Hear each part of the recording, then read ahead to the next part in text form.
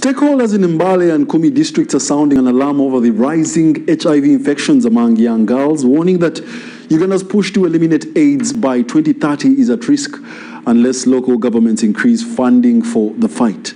During budget advocacy meetings organized by the Mbale Network for Young People Living with HIV, activists expressed concern that the struggle against HIV is being undermined by inadequate district budget allocations. These are the details.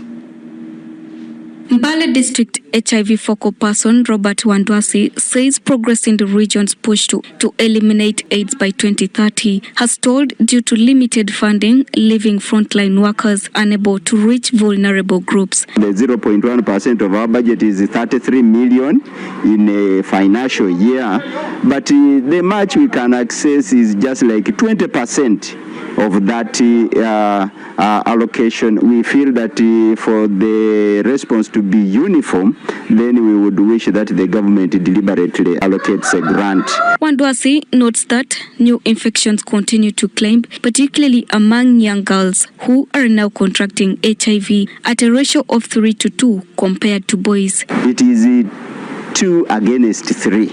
So meaning that our young people who are getting infected, it is more of the girls than the boys. Mbale Network of Young People Living with HIV has been conducting budget literacy sessions for young people and key stakeholders across Mbale and Kumi. Participants at the meetings called for increased district investment in special interest groups, including young people and persons living with HIV. The budget allocation has not been so reliable. Resources allocated are insufficient to meet this.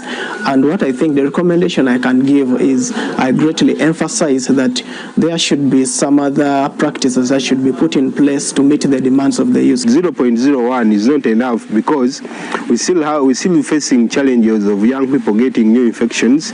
This is just because of the sensitization, which is still low. Mbale District Planner Wanale Abdallah Magumu emphasized the need for a standalone HIV budget within the district health department to guarantee consistent support for HIV services. You must have an independent budget for HIV because you have those youth corners at the facilities.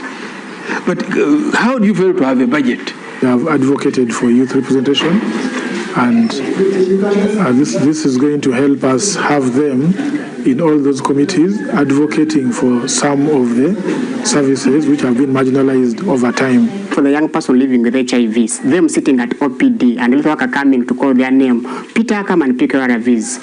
It makes them to run out of care. As the world observes HIV and AIDS Month, leaders are calling on parents to stay vigilant, protect their children, and create open spaces for conversations about HIV prevention and care.